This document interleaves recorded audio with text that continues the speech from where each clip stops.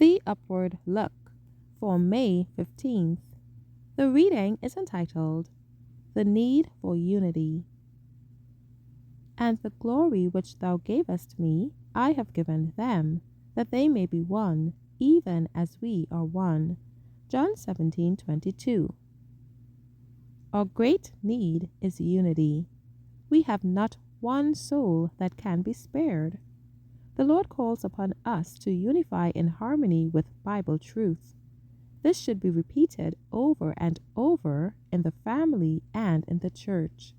Said Christ, "As the Father gave me commandment, even so I do." John 14:31. He came to our world on a mission from the Father. He came to bridge the gulf that sin had made between God and man. There was to be made a provision for a reconciliation, for a union of the human with the divine nature. Christ would sanctify all who believe in him. In the gift of Christ to our world, God has provided for everyone a power to overcome evil.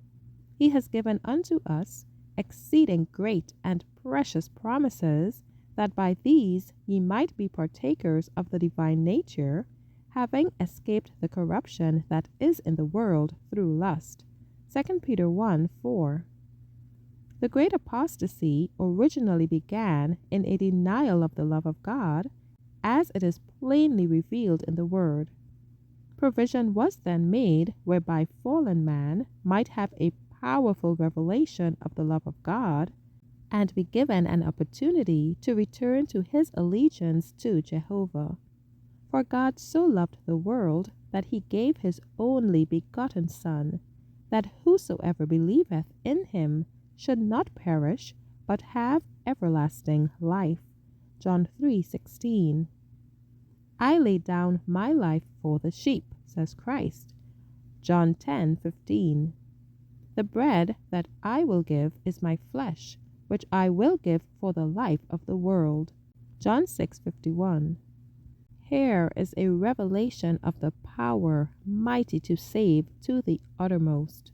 God is light and love. After the war in the heavenly courts, Satan and his followers were cast out.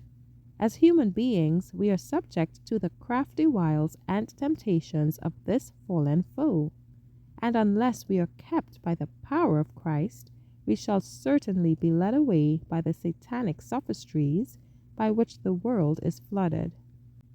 Our safety is to lean not on human power, on the arm of flesh, but upon the divine arm. Those who are partakers of the divine nature will not be beguiled by Satan. Everyone will be tested.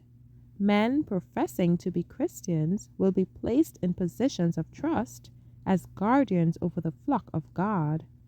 We are God's property. In Jesus Christ, we are to behold a pattern of what we should be. Every soul should be educated to look not to his fellow men, but unto Christ. He is the author and finisher of our faith. Prepare to meet thy God in peace.